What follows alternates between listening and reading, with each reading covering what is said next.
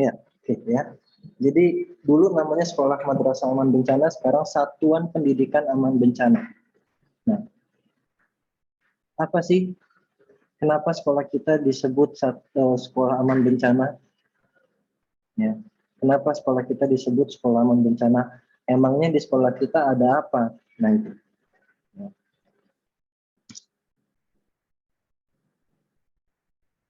Next, koneksi nggak bisa, bentar. Sebentar. Mana nextnya?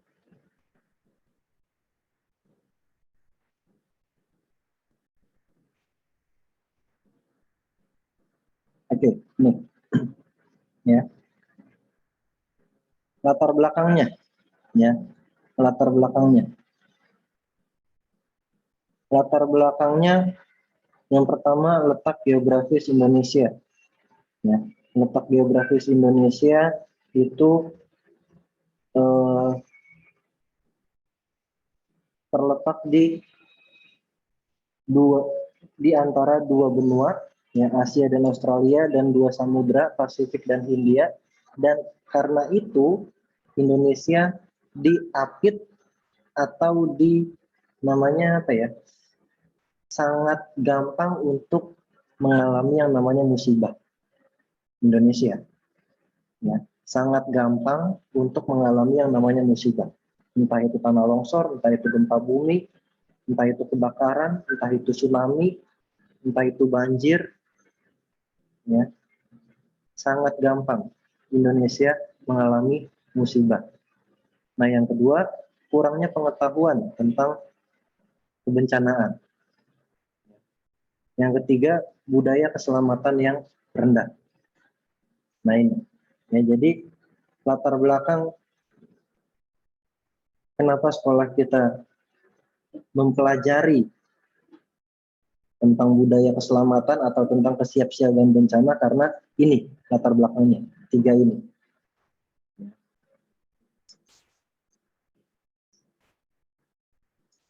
Nah, selanjutnya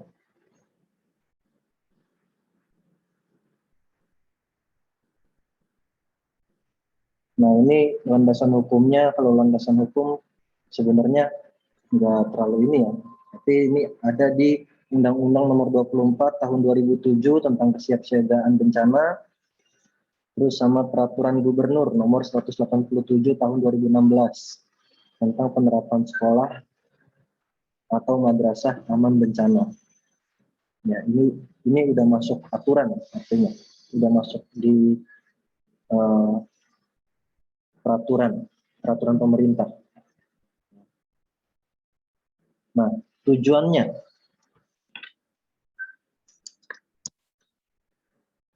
nah, tujuannya tujuannya sorry, bentar.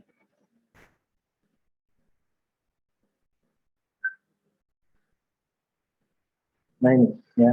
Tujuannya yang pertama itu untuk mengenalkan pengetahuan tentang bencana. Ya. Mengenalkan pengetahuan tentang bencana. Oh, itu maksudnya seperti ini.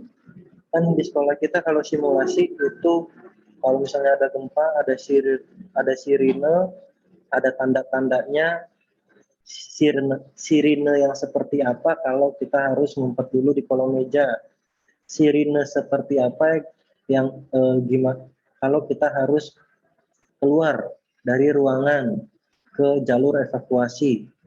Nah, itu ada ilmunya, ada pengetahuannya. Artinya kalau orang yang nggak tahu, ya bablas-bablas aja dia. Mungkin udah goyang sedikit, langsung keluar. Nah itu. Dan itu malah bahaya. Nah yang kedua, memberi pengetahuan. Ya, memberi pengetahuan tentang keterampilan, memberi pengetahuan dan keterampilan tentang pengurangan resiko bencana. Yang ketiga, mengembangkan budaya peduli terhadap pengurangan resiko bencana. Nah ini, jadi mengembangkan budaya peduli ini sangat penting, ya. Kenapa? Karena sangat sedikit orang yang peduli terhadap bencana. Contoh misalnya yang di NTT. Nah, yang di NTT barusan terjadi minggu-minggu lalu. Itu ada badai siklon. Badai siklonnya namanya badai siklon Seroja. Ya, kalau kalian cari di internet. Dan itu banyak banyak korban. Ya, banyak korban yang meninggal di sana, dan nggak semua masyarakat Indonesia yang peduli, yang istilahnya yang care, ya, yang care dengan masyarakat NTT, orang-orang NTT yang tertimpa musibah. Walaupun banyak juga yang peduli, ya. Tapi budaya peduli ini harus terus dikembangkan, ya. Supaya apa? Supaya kita peka, ya. Contoh misalnya peduli si Clarissa nggak bisa kerjain matematika, dia susah dia kerjain matematika. Ternyata si Valen bisa. Nah, kalau tidak ada budaya pedulinya, si Valen gimana ke si Clarissa? Ya udah biarin aja. Orang dia ini yang nggak bisa, biarin aja nilainya jelek. Nah, artinya itu nilai budaya pedulinya kurang. Tapi kalau ada nilai budaya peduli, apa yang akan dilakukan si Valen? Ya dia akan bantuin si Clarissa. Bantuin bukan berarti kasih contekan, tapi bantuin artinya ajarin supaya si Clarissa bisa. Nah, itu maksudnya budaya peduli. Ya. Supaya temennya nggak kesulitan. Sama, supaya orang-orang NTT di sana yang mengalami musibah merasa terbantu dengan kita. Ya, betul. Nah, nanti sekolah kita juga akan melaksanakan kegiatan terhadap korban-korban yang ada di NTT sana. Oke, selanjutnya, ini kenapa kalau Bapak next sekaliannya hilang ya? Oke. Tujuan umum sekolah aman bencana. Yang pertama, perlindungan terhadap siswa dan warga sekolah. Yang kedua, menyelamatkan investasi pendidikan. Yang ketiga, memastikan proses belajar mengajar tetap berlangsung. Dan yang keempat, mempromosikan budaya keselamatan dan tangguh terhadap bencana. Ini maksudnya sekolah kita sudah dikenal sebagai sekolah aman bencana. Artinya di sekolah kita itu sudah melaksanakan perlindungan terhadap siswa dan warga sekolah jika ada bencana. Jika ada bencana. Ya tentunya proses belajar mengajarnya ada. Apa itu? Ya seperti ini. Ya, seperti ini. Seperti sekarang Bapak lagi sosialisasikan tentang sekolah aman bencana, tentang pendidikan aman bencana. Nah, seperti ini. Ini pun proses belajar. Jadi belajar itu nggak harus kita belajar tematik, belajar bahasa Indonesia, belajar IPA, atau belajar matematika, nggak harus seperti itu. Nah, seperti ini pun belajar. Gitu. Nah, dan sekolah kita ini karena sudah dikenal sebagai sekolah aman bencana, jadi ya harusnya semua siswa dan warga sekolahnya sudah punya ilmu tentang kebencanaan, ya, tentang tanggap bencana. Harusnya. Oke, nah ini ada 3 pilar sekolah aman bencana. Pilar itu apa? Pilar itu tiang. Tiang itu fungsinya untuk apa? Untuk membangun sesuatu. Yang untuk membangun sesuatu. Jadi sebelum kita membangun sesuatu harus ada pilar, harus ada tiang, supaya bangunannya kokoh, bangunannya kuat. Ya. Jadi sekolah kita sudah dikenal sebagai sekolah aman bencana. supaya kuat ada pilarnya, ada tiangnya, ada 3 tiangnya itu. Nah, apa aja tiangnya itu? Yang pertama, pilar pertama, fasilitas sekolah aman. Fasilitas sekolah aman. Ya, sekolah kita gedungnya 3 lantai, ya 3 lantai, dan semua sudah ada jalur-jalur evakuasinya, ya sudah ada pelang-pelangnya. Itu pilar pertama, fasilitas sekolah aman. Ya. Nah, pilar kedua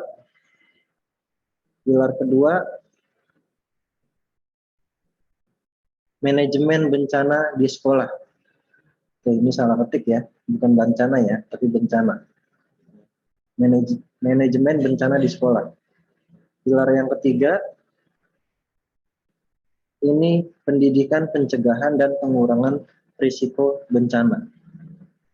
Ya, pendidikan pencegahan maksudnya ya seperti ini, memberikan sosialisasi, memberikan pendidikan terhadap pencegahan dan pengurangan risiko bencana. Oke, ini tiang-tiangnya. Nah, ini tiang-tiangnya sehingga sekolah kita dikenal sebagai sekolah aman bencana. Ini tiangnya. Supaya sekolah aman bencananya Hati Kudus itu kuat. Nah, itu. Oke, fasilitas sekolah aman. Nah, ini. Tadi ada gedung sekolahnya kuat, ya. Jalur evakuasinya ada, ya. Dari aula sampai lantai 1 itu ada jalur evakuasinya. Ada titik kumpulnya. Nah, titik kumpulnya biasa kita di mana? Di depan sekolah, ya kan? Di depan sekolah. Terus ada denah sekolahnya. Ya, denah sekolah itu ada di lantai 2. Ya, ada denah sekolahnya. Nah, fasilitas sekolahnya udah lengkap semuanya. Itu pilar pertama. Nah, pilar ini ya. Ini denah sekolah. Denah sekolah. Nah, yang kedua, pilar kedua, manajemen sekolah aman. Yang pertama itu kita memiliki tim tanggap bencana. Ya, ini biasanya guru-guru. Yang kedua, tupoksi tim siaga bencana. Yang ketiga, memiliki peta kerentanan. Yang keempat, memiliki peta kapasitas. Yang kelima, memiliki rencana aksi. Yang keenam, melakukan simulasi. Nah, dari yang pertama sampai yang terakhir ini kita sudah punya. Dan kita sudah melakukan. Ya, kita sudah melakukan simulasi beberapa kali. Ya, kalau di sekolah. Kalau kalian masih ingat dulu, waktu kalian dari kelas 1, 2, 3, kita melakukan simulasi di sekolah. Artinya manajemen sekolah aman bencana kita sudah ada. Sudah bagus. Terus pilar yang ketiga, pendidikan pencegahan dan pengurangan risiko bencana. Nah, ini pelatihan. Jadi pendidikan aman bencana ini bukan hanya diajarkan ke murid-murid, ke kalian, bukan. Tapi ke kita sebagai guru pun ini juga diajarin. Jadi pendidikan aman bencana ini bukan hanya ke murid-murid, ke siswa, tapi ke guru-guru juga. Ini waktu kalian simulasi nih, ya. Ada nutup kepala pakai tas, ya. Tutup kepala pakai tas.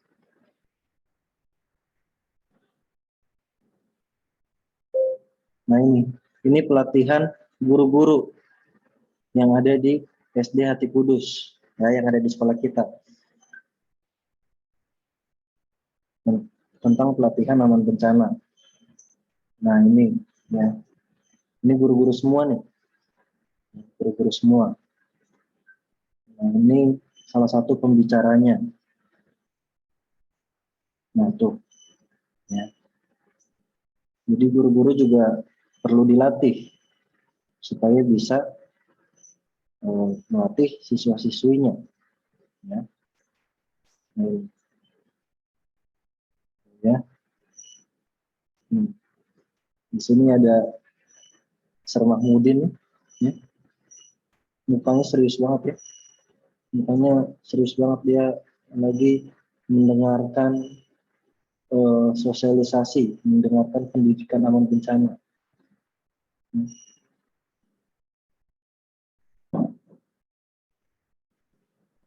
Nah ini waktu kalian lagi mau ke titik kumpul, ya.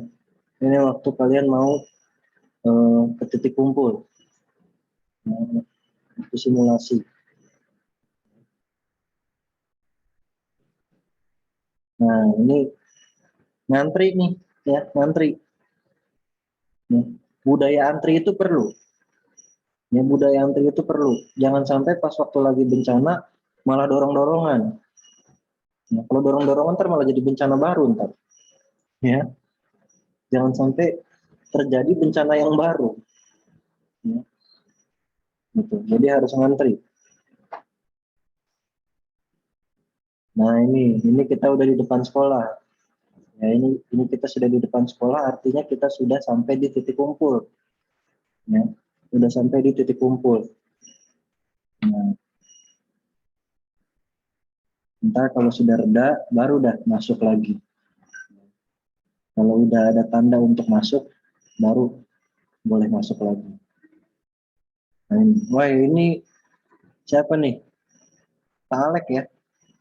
Pak Alek ini siap siaga untuk menyelamatkan korban. Kalau misalnya ada korban. Korban contohnya entah dia ketimpa apa atau enggak waktu dia lari dia panik terus dia apa namanya sesak nafas atau apa. Nah, itu salah satu korban.